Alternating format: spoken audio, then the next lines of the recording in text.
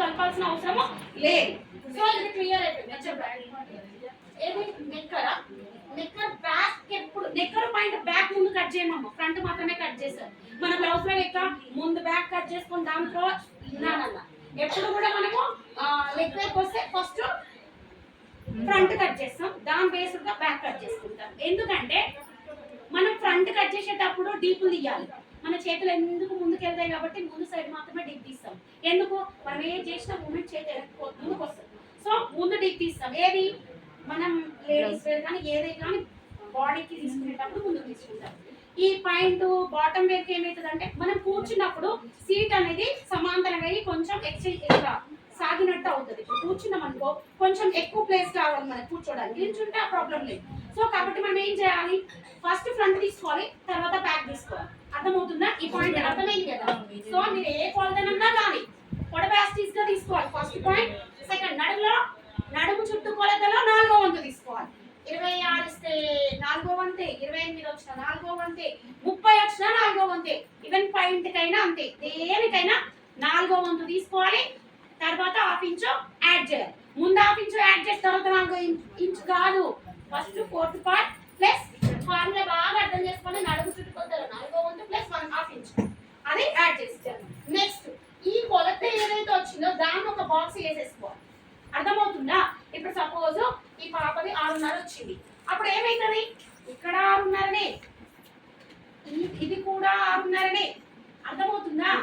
ఇది కూడా 6:30. మీరు కన్ఫ్యూజ్ అవ్వకూడదమ్మా. 6/2 అని రాస్తే 0.5 6.5. అర్థమవుతుందా? ఇది ఒక సర్కిల్ ఇక్కడ వరకు, మళ్ళీ కన్ఫ్యూజ్ అవ్వకండి. ఇక్కడ వరకే ఒక బాక్స్ తీసుకున్నాం. ఏది నడుము చుట్టూ కొలత ఈమెది 24 వచ్చింది కాబట్టి ఫస్ట్ క్లాస్ అమ్మాయి అనుకున్నాం. అదే 7th క్లాసు 28 ఉంది వాడిది, అప్పుడు ఎంత వస్తుంది మనకి 7.5 7.5 ఒక బాక్స్ వచ్చేస్తుంది. బాక్స్ వచ్చిన తర్వాత ఇదే ఇస్తా, మనకి కన్ఫ్యూజ్ అవ్వద్దు. అర్థమవుతుందా? ఇదే ఇస్తా. ఈ కిస్తాకి సపరేట్ మెజర్మెంట్ నువ్వు ఏది చేసినా ఇవ్వరు, గవర్నమెంట్ దాంట్లో ఇవ్వదు.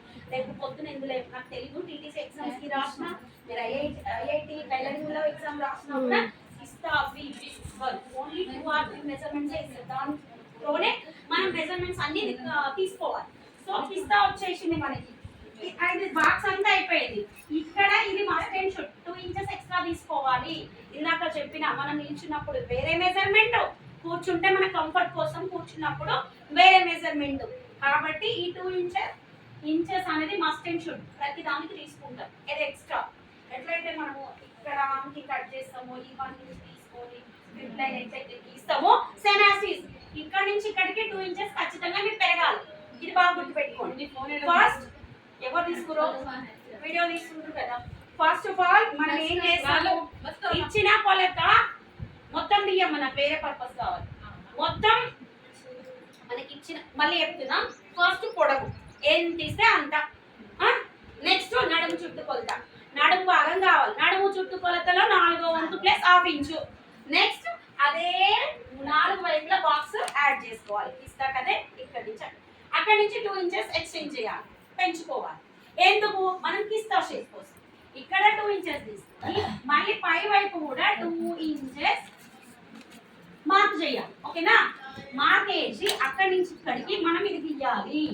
ఏది కర్వ్ షేప్ లో ఒక గీత గీసేసేయాలి. తర్వాత ఇది ఏ అనుకుందాము, ఇది బి అనుకుందాము. ఏబి ఈజ్ ఈక్వల్ టు కూడా వచ్చింది. బి ఏ నుంచి బి, ఇది సి అనుకుందాము. ఏ నుంచి సి వరకు తీసుకున్నాము. సి నుంచి కిందకి ఇది డి అనుకుందాము. సి నుంచి డి మళ్ళీ డి నుంచి ఇది కూడా ఏబికి లంబంగా రాసుకుంటారు, లేకపోతే ఈ అనుకుందాం. ఏసీకి అంతే డిస్టెన్స్, ఇక్కడికి అంతే డిస్టెన్స్, ఇక్కడికి అంతే డిస్టెన్స్. అది తెలిసిపోయింది కదా. అబ్బా అర్థం కాకపోతే నేను చాలా స్పీడ్గా చెప్తా, మీకు ఎక్కడన్నా డౌట్ ఉన్నా అర్థం కాకపోయినా అక్కడే పాయింట్ రేజ్ చేసి అడగండి, నేను క్లారిఫై చేస్తాను. అంతేగాని మీరు సరిగ్గా నేర్చుకోకుండా, మీరు తక్కువ నేర్చుకొని మీకు అర్థం కాకుండా కన్ఫ్యూజన్గా ఇంకొకరికి నేర్పిస్తే ఇప్పుడు బ్యాడ్ పొజిషన్లో వస్తాయి యూనిఫామ్స్. అర్థమవుతుందా? ప్రతిసారి మీరు డౌట్ అడగండి. నేను నాకు చాలా హ్యాపీ, డౌట్ క్లియర్ చేయడంలో నాకు చాలా చాలా హ్యాపీ. దాని ఇప్పుడు అయిపోయింది. ఇక్కడ నుంచి 1 ఇంచ్ మాత్రం కంపల్సరీ అమ్మ డౌన్. అర్థమవుతుందా? డౌన్. మీరు కటింగ్ లా నేను మళ్ళీ మీరు ప్యాటర్న్ మేకింగ్ లో చేస్తే మీకు అర్థమవుతుంది. ఓకేనా? అయిపోయిన తర్వాత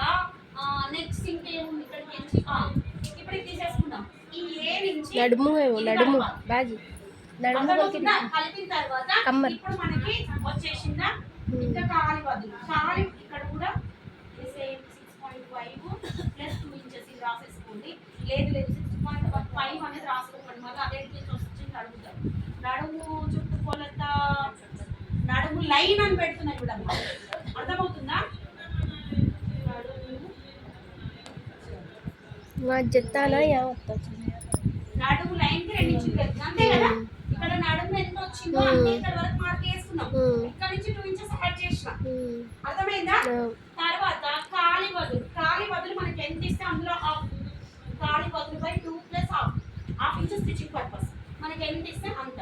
ఇక కొంతమంది అంటారు నేను హాఫ్ ఇంచ్ కలుపుకోనక్క ఇప్పుడు కొంచెం సపోజ్ ఫీల్ అవ్వద్దు. ఈ అక్క ఉంది అక్క ఏమంటారు ఏ మా బాబు లావ్ అవుతాడు బక్కగా అవుతాడు, నా కస్టమర్ లావ్ అవుతాడు బక్కగా అవుతాడు, నేను హాఫ్ ఇంచ్ ఎందుకు పెట్టుకోవాలి, నేను ఎక్కువ పెట్టుకుంటా మా అది నీ ఇష్టం. అప్పుడు మీరు ఏమంటారు అది హాఫ్ ఇంచే చెప్పింది నేను హాఫ్ ఇంచ్ లేదు ఇష్టం మీరు ఒక ఇంచ్ కూడా యాడ్ చేసుకోవచ్చు ప్రాబ్లం